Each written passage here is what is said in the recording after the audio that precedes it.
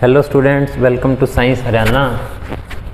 खास Haryana board students के लिए तो आज फिजिक्स का क्लास 11th का सितंबर 2022 का एग्ज़ाम सॉल्व कर रहे हैं। उम्मीद है काफ़ी कुछ इसमें से आएगा हमारे को। एक क्वेश्चन यूनिट का और डायमेंशन का आना ही आना है। तो पहला क्वेश्चन है ग्रेविटेशनल कांस्टेंट का यूनिट। तो ग्रेविटेशनल कांस्टेंट का फार्मूला 9th क्लास में वैसे मिल जाता है हमको, F =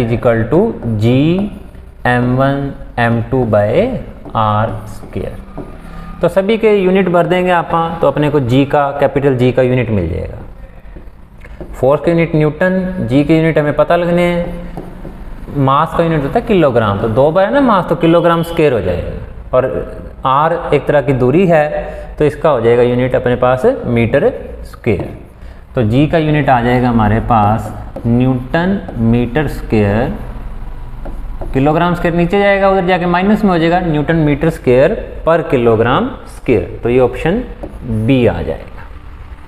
तो एक क्वेश्चन यूनिट या डायमेंशन का आएगा ही आएगा।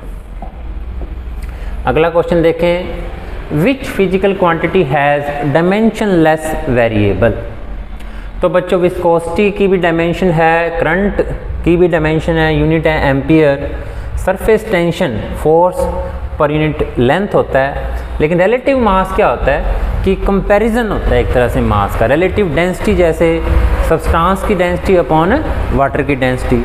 तो रिलेटिव मास में का क्वांटिटी की कोई डायमेंशन नहीं होती। क्यों नहीं होती, इसका कारण दोबारा मैं एक्सप्लेन कर देता हूँ। क्योंकि इसमें रिलेटिव चीज़ में हम मास को मास से डिवाइड करते हैं, जैसे डेंसिटी को डेंसिटी से डिवाइड करते हैं रिलेटिव डेंसिटी में। तो इसलिए रिलेटिव जहाँ भी होता है उसकी डायमेंशन 0 हो जाती है। तो इसलिए इसका ऑप्शन आ जाएगा बी, डायमेंशनलेस वेरिएबल। का मतलब क्या होता है कि ये वैल्यू कुछ भी हो सकती है। कुछ डायमेंशनलेस कांस्टेंट भी होते हैं, जैसे पाई 2, 3, 4, ये डायमेंशनलेस कांस्टेंट हैं, ये डायमेंशनलेस वेरिएबल है। डायमेंशन फार्मूला फॉर एनर्जी, जैसे कि मैंने पहले कहा कि चाहे वो फाइनल एग्ज़ाम हो चाहे हमारे हाफ ईयरली एग्ज़ाम हो, एक क्वेश्चन डायमेंशन का आएगा।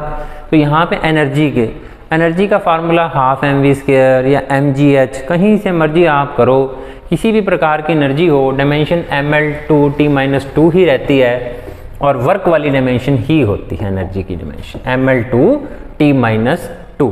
कुछ ज़्यादा मुश्किल क्वेश्चन नहीं है, इसलिए समय ज़्यादा नहीं लगा रहा। Bouncing back of A ball. देखो बच्चों, टकरा के गेंद का वापस आना न्यूटन का तीसरा नियम, 3rd लॉ के अकॉर्डिंग है, एक्शन और रिएक्शन। तो इसका आंसर आ जाएगा option D, Newton 3rd law of motion. जो गेंद दीवार से टकरा के आई, किसका उदाहरण है, न्यूटन 3rd लॉ का। विच ऑफ द, एक क्वेश्चन बच्चों कंजर्वेटिव नॉन कंजर्वेटिव फोर्सेस से 100% आएगा। तो इनमें से नॉन कंजर्वेटिव फोर्स पहचानना है। फ्रिक्शन का फोर्स नॉन कंजर्वेटिव होता है। आंसर तो पता लग गया अपने को, बट होता क्या है कंजर्वेटिव नॉन कंजर्वेटिव। कंजर्वेटिव में वर्क डन पाथ पे डिपेंड नहीं करता, नॉन कंजर्वेटिव में वर्क डन पाथ पे डिपेंड करता है। कंजर्वेटिव का उदाहरण है ग्रेविटी का फोर्स, इलेक्ट्रोस्टैटिक फोर्स, स्प्रिंग जब हम खींचते हैं वो वाला फोर्स, ये सारे कंजर्वेटिव फोर्स के उदाहरण हैं। नॉन कंजर्वेटिव फोर्स में वर्क डन पाथ पे डिपेंड करता है और वो फ्रिक्शन उसका एक बेस्ट एग्जांपल है। आगे एक ऑब्जेक्ट यूनिफॉर्म वेलोसिटी से चल रहा है, तो उसकी इंस्टेंटेनियस वेलोसिटी पता लगाएं। तो बच्चों, जब कोई चीज़ यूनिफॉर्म स्पीड से चलती है तो उसकी इंस्टेंटेनियस वेलोसिटी वही होती है जो उसकी यूनिफॉर्म वेलोसिटी होती है। तो यहाँ पे इसकी यूनिफॉर्म वेलोसिटी क्या है, 40 मीटर पर सेकंड। तो इसका इंस्टेंटेनियस वेलोसिटी भी क्या हो जाएगी, 40 मीटर पर सेकंड ही हो जाएगी। एक बात और नोट करें बच्चे, अगर ये एवरेज स्पीड पूछ लेता इसी क्वेश्चन में, एवरेज वेलोसिटी क्या होगी, तो वो भी 40 मीटर पर सेकंड ही होगी, क्योंकि पार्टिकल यूनिफॉर्म स्पीड से चल रहा है, यानी उसकी स्पीड ना तो घट रही है ना ही बढ़ रही है। अगला क्वेश्चन देखें, 7th question, self adjusting force कौन सा है। तो स्टैटिक फ्रिक्शन जो होता है हमारा सेल्फ एडजस्टिंग होता है। काइनेटिक फ्रिक्शन तो कम हो जाता है जब चीज़ चल रही होती है, लिमिटिंग फ्रिक्शन वो मैक्सिमम वैल्यू है फ्रिक्शन की जहाँ पे बॉडी जस्ट चलना शुरू कर देती। लेकिन स्टैटिक फ्रिक्शन का ग्राफ अगर आप देखें, जहाँ तक बॉडी चल नहीं रही है, हम एक्सटर्नल फोर्स लगा रहे हैं, तो जैसे जैसे हमारे द्वारा लगाया गया फोर्स होता है वैसे वैसे फ्रिक्शन का फोर्स बढ़ता जाता है। तो इसका मतलब स्टैटिक फ्रिक्शन जब चीज़ रुकी हुई है तब तक वो फोर्स क्या है, सेल्फ एडजस्टिंग है। तो सी ऑप्शन आ जाएगा। SI यूनिट ऑफ प्रेशर, तो SI यूनिट ऑफ प्रेशर वैसे ये तीनों ही हैं प्रेशर की यूनिट, लेकिन SI यूनिट पास्कल है, जो अपने को 6th कि 7th यूनिट में जाके प्रॉपर्टीज ऑफ मैटर में ज़्यादा क्लियर होता है प्रेशर का फार्मूला वगैरह। तो याद हो सके तो ठीक है, बाकी आगे हमें बहुत कुछ पढ़ना है। Which of the motion is real law of motion, तो न्यूटन सेकंड लॉ। तो पिछले क्वेश्चन का जवाब क्या था, पास्कल, और इसका जवाब है न्यूटन्स सेकंड लॉ जो है रियल लॉ। रियल लॉ का मतलब क्या है कि फर्स्ट लॉ और थर्ड लॉ इन दोनों के बीच में ही डिराइव किए जा सकते हैं सेकंड लॉ से। वास्तव में अकेला सेकंड लॉ ही बहुत है फर्स्ट लॉ और थर्ड लॉ को समझाने के लिए। तो मैथमेटिकली सेकंड लॉ को क्या कहा जाता है, क्योंकि मैथमेटिकली हम डिराइव कर सकते हैं फर्स्ट लॉ और third law using Newton's second law. तो अगला क्वेश्चन देखो, 10th question, the position time graph equation for the uniformly accelerated motion. तो पोजीशन टाइम ग्राफ जो है, पोजीशन और टाइम सिर्फ किस में आ रहा है, एक्सेलेरेटेड मोशन का ये है, और ये पैराबोलिक होता है, क्लियर होना चाहिए, कुछ कुछ ऐसा बनता है ये graph. Position time graph for accelerated motion. अगर ये यूनिफॉर्म स्पीड होती तो स्ट्रेट लाइन आता, एक्सेलरेशन 0 हो जाती, बट ये है position time graph for accelerated motion. तो बी ऑप्शन है। और पता कैसे लग रहा है, पोजीशन और टाइम दोनों चीज़ें सिर्फ एक बी ऑप्शन में ही है, इसमें पोजीशन नहीं है, इसमें टाइम नहीं है, तो हमारा ऑप्शन ये सही हो जाएगा। एक न्यूमेरिकल इक्वेशन ऑफ मोशन पे आना ही आना है बच्चों, 2 नंबर का आए, 1 नंबर का आए, 3 नंबर का आए, एक क्वेश्चन इक्वेशन ऑफ मोशन के न्यूमेरिकल पर आना ही आना है। Fill in the blanks. The mathematical expression for the kinetic energy बहुत आसान है, हाफ mv²। तो काइनेटिक एनर्जी कभी नेगेटिव नहीं होती। काइनेटिक एनर्जी बॉडी के चलने के कारण जो उसके अंदर एनर्जी होती है, that is kinetic energy. Commercial unit of power क्या है, किलोवाट आवर, वो तो एनर्जी के हो गए। हॉर्स पावर जो कमर्शियल यूनिट हैं, जो ट्रैक्टर वगैरह या ट्रक वगैरह की ताकत बताने के लिए इस्तेमाल किए जाते हैं। और इसी क्वेश्चन में वो कमर्शियल यूनिट ऑफ एनर्जी पूछ ले तो एनर्जी के कमर्शियल यूनिट है किलोवाट आवर, जिसको हम बिजली के बिल में बताते हैं 1 यूनिट बिजली खर्च होगी हमारी, तो वो एनर्जी के यूनिट है। ये बात याद रखें, किलोवाट आवर किसके यूनिट हैं, एनर्जी के। Horse power commercial unit of power है एचपी के अंदर। तो resultant force acting on a body when the system is in equilibrium. Equilibrium का मतलब है कि नेट फोर्स बॉडी के ऊपर 0 है। इक्विलिब्रियम का मतलब क्या है कि नेट फोर्स बॉडी के ऊपर 0 है, तो इसलिए नेट फोर्स कितना होगा, 0 होगा।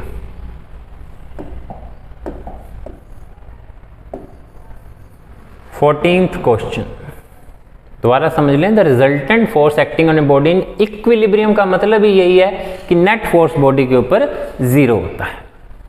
अगला क्वेश्चन देखें, true false. Maximum value of limiting friction is kinetic friction, नहीं फॉल्स है। स्टैटिक फ्रिक्शन की मैक्सिमम वैल्यू लिमिटिंग फ्रिक्शन होती है, काइनेटिक फ्रिक्शन थोड़ा सा लिमिटिंग फ्रिक्शन से कम होता है। फिर वही ग्राफ, ये ग्राफ काफ़ी इंपॉर्टेंट है। 5 नंबर का देखो ये काम आया हुआ, आगे लॉज ऑफ लिमिटिंग फ्रिक्शन भी आया हुआ है। तो यहाँ पे हल्का सा ग्राफ नीचे जाता है, यहाँ फ्रिक्शन है, यहाँ अप्लाइड फोर्स है, ये पॉइंट लिमिटिंग फ्रिक्शन कहलाता है, ए पॉइंट कह देता हूँ। तो यहाँ इसके बाद काइनेटिक फ्रिक्शन चलने शुरू हो जाती है चीज़, तो चलते हुए फ्रिक्शन कम महसूस करती है बॉडी। तो मैक्सिमम वैल्यू स्टैटिक फ्रिक्शन की क्या रही, पॉइंट ए तक, तो इसलिए ये फॉल्स हो जाएगा क्योंकि ये तो काइनेटिक फ्रिक्शन बोल रहा है। 15वां question, motion in a straight line is one dimensional motion. बिल्कुल ट्रू है ये कि वन डायमेंशनल मोशन को स्ट्रेट लाइन मोशन कहते हैं, ठीक है। और टू डायमेंशन हो जाएगा तो वो मोशन इन प्लेन हो जाता है। प्लेन का मोशन किस में होता है, टू डायमेंशन में। अगला क्वेश्चन 2 मार्क्स के, फंडामेंटल एंड डिराइव्ड यूनिट्स क्या होते हैं। तो बच्चों फंडामेंटल यूनिट जो किसी और फिजिकल क्वांटिटी पर डिपेंड नहीं करते, वो अपने आप में 7 फंडामेंटल अलग से हैं। और फंडामेंटल क्वांटिटी के जो यूनिट होते हैं वो फंडामेंटल यूनिट होते हैं, और डिराइव्ड क्वांटिटी बाकी सारी इन 7 के अलावा सारी क्वांटिटीज़ क्या है, डिराइव्ड क्वांटिटीज़ हैं। तो इनके जो यूनिट होते हैं उनको हम डिराइव्ड यूनिट कहते हैं। तो डिराइव्ड यूनिट, फंडामेंटल यूनिट का एग्जाम्पल मास लेंथ टाइम है, और टेम्परेचर करंट, लाइट की इंटेंसिटी और अमाउंट ऑफ मैटर, 7 हैं फंडामेंटल क्वांटिटी। बाकी सारी अपने पास डिराइव्ड हैं, force, energy, work, pressure, surface tension, जो भी क्वांटिटी का आप नाम लोगे ये सारी की सारी क्या हैं, डिराइव्ड हैं। ये इन पर डिपेंड करती हैं, इन्हीं से मिलके बनती हैं फंडामेंटल से। 17वां question, derive s is equal to u t plus half a t square. तो मैंने कहा इक्वेशन ऑफ मोशन का वैसे तो न्यूमेरिकल आता होता है, इन्होंने इस बार पूछ लिया डेरिवेशन। तो सिंपल सी डेरिवेशन है, मैं करवा देता हूँ, 2 लाइनों की डेरिवेशन है s is equal to u t plus half a t square की। तो 17th क्वेश्चन का आंसर बता रहा हूँ मैं। ये वेलोसिटी होती है displacement upon time, rate of change of displacement. तो ds क्या हो जाएगा, v इंटू डी टी।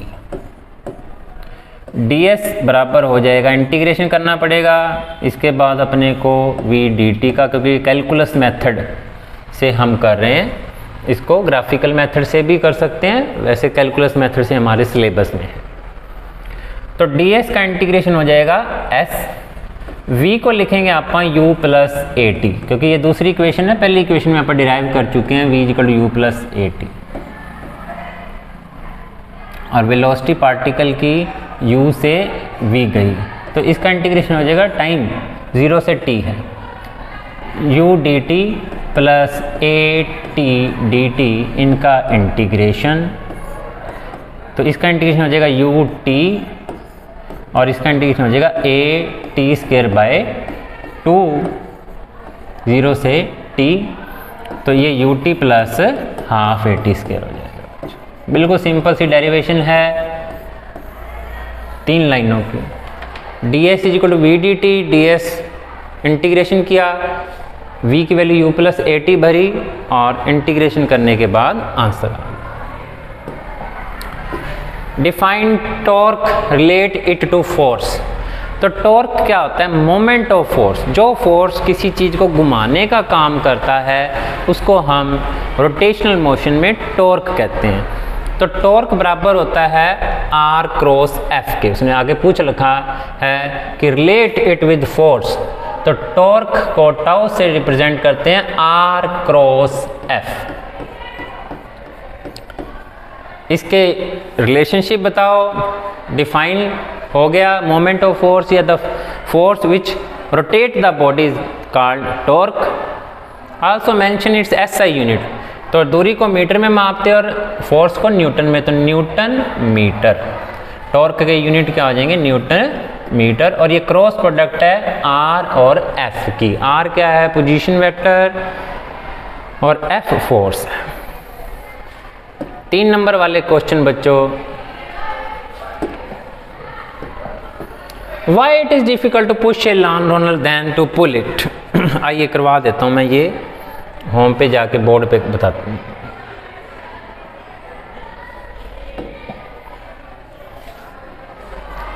देखिए घास काटने वाली मशीन को जब हम आगे की तरफ धकेलते हैं तो मुश्किल आती है, पीछे की तरफ लेके आते हैं तो आसानी से। तो इसको समझने के लिए ये घास काटने वाली मशीन है मान लो, तो इसको जब हमने फोर्स इस तरफ लगाया, मैं रेड कलर से दर्शाता हूँ फोर्स को, फोर्स इस तरफ लगाया तो और वेट बॉडी का नीचे की तरफ, फोर्स के कंपोनेंट बटेंगे, ध्यान से देखें फोर्स के कंपोनेंट, ये कंपोनेंट तो उसको आगे लेके जा रहा है, इसको कहते हैं हॉरिजॉन्टल कंपोनेंट। वर्टिकल कंपोनेंट नीचे वेट के साथ जुड़ रहा है तो वेट बढ़ जाता है, मशीन भारी हो जाती है। दूसरी स्थिति में जब हम उसको पुश की बजाय पुल कर रहे हैं लान रोलर को, तो इस स्थिति में क्या होगा, हमने फोर्स इस तरफ लगाया है, तो फोर्स इस तरफ लगाया है तो इस बार कंपोनेंट कैसे बटेंगे, एक हिस्सा यहाँ एक हिस्सा यहाँ, वेट हमेशा की तरह नीचे की तरफ। तो इस बार दरवाज़ा बंद करना, लक्ष्य को शोर आ रहा है तो इस बार जो है वेट और वर्टिकल कंपोनेंट दोनों सब्ट्रैक्ट हो रहे हैं फोर्स के वर्टिकल कंपोनेंट से, तो इसलिए जो है वेट कम, वेट में से कुछ माइनस हो गया, यानी कि अब हमारे लिए वो लान रोलर को अपनी तरफ खींचना हल्का हो जाएगा। दैट इज़ वाई, तो आपको ये समझाना है, फिर लिख के दिखाना है कि जब हम पुश कर रहे हैं, ये कौन सी स्थिति है, पुश वाली स्थिति में वेट और वर्टिकल कंपोनेंट दोनों जुड़ गए, पुल वाली स्थिति में वेट में से वर्टिकल कंपोनेंट घटा है, इसलिए आसानी हुई है हमको लान रोलर को चलाने में। तो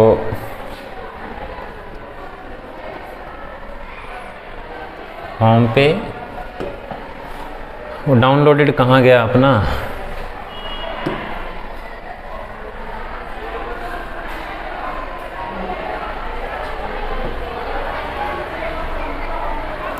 तो defined time of flight, 3 definition, बंद कर दो बेटे दरवाजे, थोड़ा शोर आ रहा है ना, बंद कर दो।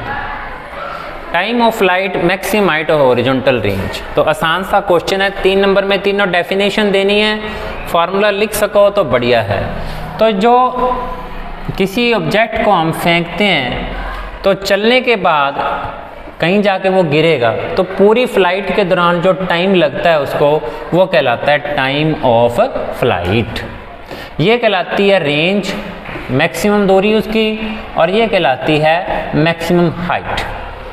टाइम ऑफ मैक्सिमम हाइट क्या है कि कितनी ऊंचाई तक वो मैक्सिमम जा सकता है किसी एंगल पर फेंकने के बाद, और रेंज कितनी दूरी तक जाएगा। जैसे आकाश चोपड़ा खिलाड़ी भाला फेंकता है तो उसकी रेंज देखी जाती है, कितनी दूरी तक गया है वो, उसको कहते हैं हॉरिजॉन्टल रेंज, कितनी दूरी तक गया वो।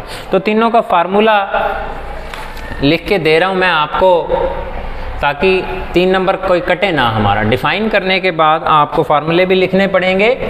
तो टाइम ऑफ फ्लाइट का फार्मूला है T = 2u sin θ/g, यानी कि एंगल पर डिपेंड करता है कि ऑब्जेक्ट कितनी देर में नीचे आएगा। ये कहलाती है horizontal range, u² sin² θ/g।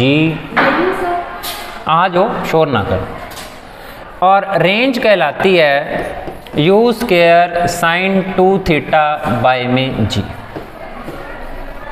तो यानी कि एक नंबर के कई क्वेश्चन इसमें और निकलते हैं। हाइट जो है u² sin² θ/g है, और रेंज जो है u² sin² 2θ/g। तो रेंज मैक्सिमम कब होती है? जब थीटा 45 डिग्री होता है। जब 45 डिग्री पर किसी ऑब्जेक्ट को हम फेंकते हैं तो उसकी रेंज मैक्सिमम होती है। 1 नंबर का क्वेश्चन आ सकता है ये। दूसरा क्वेश्चन ये आ सकता है कि एक ऑब्जेक्ट को 30 डिग्री पर फेंका गया, तो एक और ऐसा एंगल बताओ जिस पर वो रेंज सेम होगी। तो 30 डिग्री में से 90 घटाना होगा, तो 60 डिग्री पर भी रेंज सेम होगी ऑब्जेक्ट। तो ये 2-3 क्वेश्चन 1 नंबर के काफ़ी इंपॉर्टेंट हैं।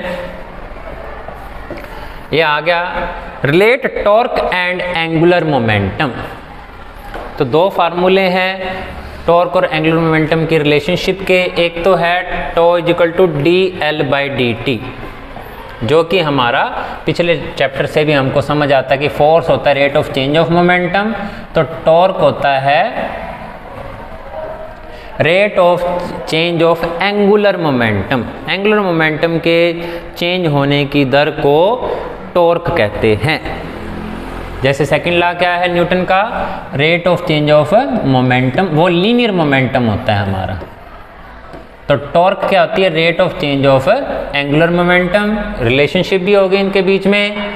और also define centre of mass. तो सेंटर ऑफ मास क्या होता है, किसी ऑब्जेक्ट के अंदर या बाहर एक पॉइंट जहाँ पर हम ये मान सकते हैं कि उस बॉडी का सारा मास कंसंट्रेटेड है, इकट्ठा हुआ है, उस बिंदु को क्या कहते हैं, उस पॉइंट को सेंटर ऑफ मास। ये बॉडी के अंदर भी हो सकता है, बॉडी के बाहर भी हो सकता है।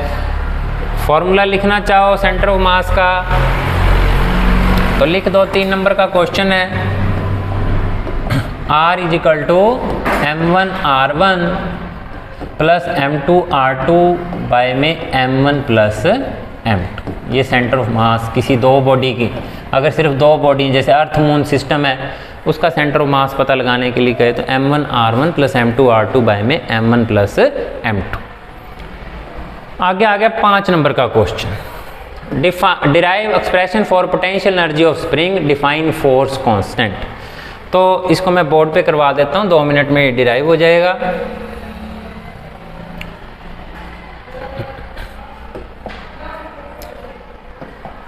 तो फोर्स कांस्टेंट, जब भी किसी स्प्रिंग को हम खींचते हैं तो उसके अंदर जो रिस्टोरिंग फोर्स आता है वो उसके खिंचाव के समानुपाती होता है। F is directly proportional to x। जितना ज़्यादा खिंचाव, जितनी ज़्यादा आप दूरी तक लेके जाएंगे उसको, उतना ज़्यादा उसके अंदर क्या आएगा, रिस्टोरिंग फोर्स आएगा। तो डायरेक्टली प्रोपोर्शनल साइन आके हम क्या लगाते हैं, के, जिसको कि क्या कहते हैं, स्प्रिंग कांस्टेंट। के को क्या कहते हैं, स्प्रिंग कांस्टेंट। और इसके यूनिट क्या हो जाएंगे, न्यूटन पर मीटर। और ये डिपेंड किस पे करता है, ये टाइप पे डिपेंड करता है कि स्प्रिंग कॉपर का है, स्टील का है, या किस मटेरियल का बना। उसके बाद उसने पूछा है 2 नंबर के अंदर तो ये काम है, 3 नंबर के अंदर काम क्या दे रखा है कि potential energy stored in A spring. तो पोटेंशियल एनर्जी स्टोर के लिए क्या करना पड़ेगा, अपने को वर्क डन पता लगाना पड़ेगा। कि वर्क डन का फॉर्मूला था फोर्स इनटू डिस्प्लेसमेंट।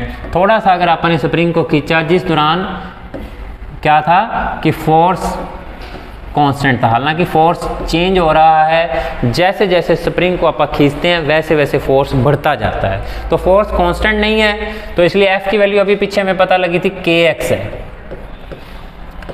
मान लो रेफरेंस लेवल 0 से x दूरी तक आपने खींचा इसको, तो टोटल वर्क डन कैसे मिलेगा अपने को, इंटीग्रेशन करके k बाहर आ जाएगा, इसका इंटीग्रेशन हो जाएगा x² बाय 2, और 0 से x ये आ जाएगा हाफ kx² सोल्व करके। तो ये वर्क डन कहाँ चला जाएगा, स्टोर हो जाएगा as a potential energy of spring half kx²।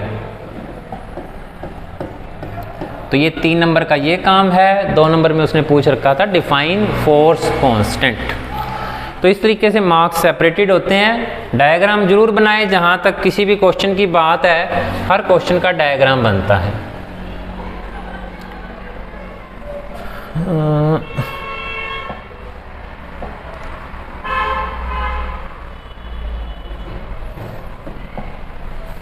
अगला क्वेश्चन, इसको अलग से मैं करवा दूंगी, ये काफ़ी बड़ा क्वेश्चन है, वीडियो बहुत बड़ा हो जाएगा। Define elastic, discuss elastic collision in 1 dimension and derive the. इसके लिए अलग से वीडियो बना देंगे छोटा सा, पहले इसको समझ लो सिर्फ इलास्टिक कोलिजन क्या होता है।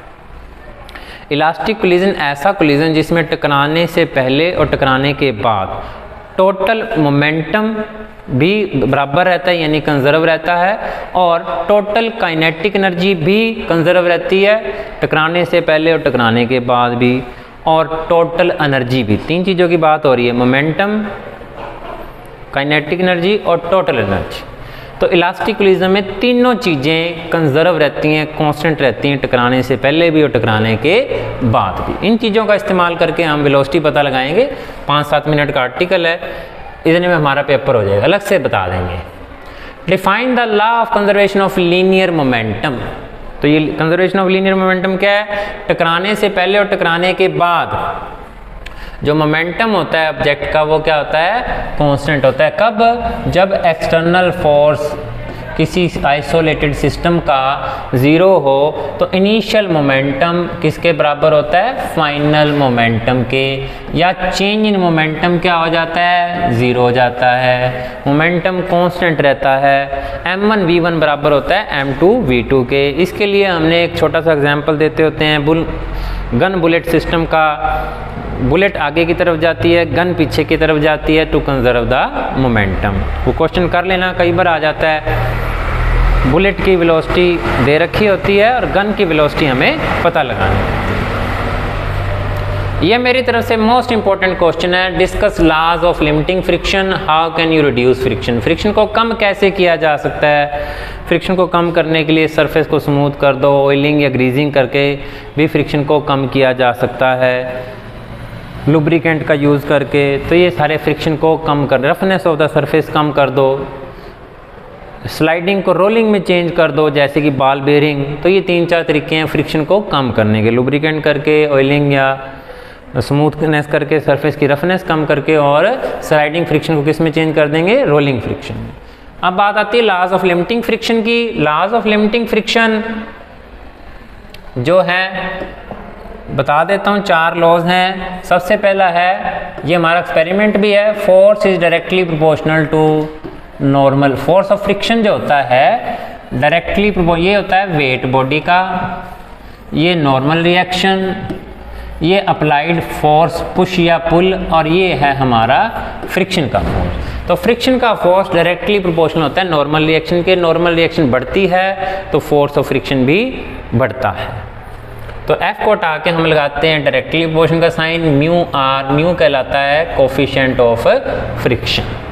तो फ्रिक्शन किस पे डिपेंड करता है? फ्रिक्शन डिपेंड करता है nature of material in contact. Nature पर डिपेंड करता है किस पे? 2 सरफेस आपस में जहाँ कांटेक्ट पे हैं उनकी नेचर पर डिपेंड करता है। भी कांच और लकड़ी है, लोहा और कांच है, रुई और लकड़ी है, कैसे है? तो हमारे ये एक्सपेरिमेंट भी है। तीसरा इंडिपेंडेंट होता है ये किसके?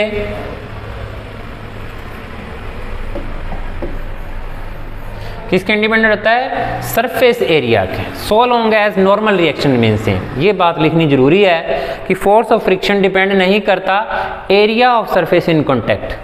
ठीक है, ये सेम वजन का अगर ये एक डस्टर है और बुक है तो इनका स्लाइडिंग फ्रिक्शन सेम आएगा अगर ये नेचर ऑफ मटेरियल पे अलग सेम हो, कि एरिया ऑफ कांटेक्ट पे डिपेंड नहीं करता। कब तक? जब तक इनका वजन सेम है, 2 चीज़ों का। इस so long as normal reaction remain same. और चौथा है कि फोर्स ऑफ फ्रिक्शन जो होता है इंडिपेंडेंट किसके है? ये एरिया के, एरिया इन कांटेक्ट। लेकिन ये बात लिखनी जरूरी है, कब तक इंडिपेंडेंट है? जब तक normal reaction are remains same. और आखिरी बात ये है कि फोर्स ऑफ फ्रिक्शन जो होता है टेंजेंट बिटवीन 2 नॉर्मल सरफेस होता है। तो मेरी तरफ से ये लॉज ऑफ लिमिटिंग फ्रिक्शन बहुत इंपॉर्टेंट है। एक क्वेश्चन इक्वेशन ऑफ मोशन का न्यूमेरिकल आएगा, यूनिट और डिमेंशन के बारे में आएगा एक क्वेश्चन, किसी की यूनिट या डिमेंशन पूछेगा। तो इस तरीके से ये सितंबर 2022 का पेपर है, 2019 का वीडियो पड़ा है, दोनों देख लो, काफ़ी बेनिफिट मिलेगा। कर दो बंद बेटे।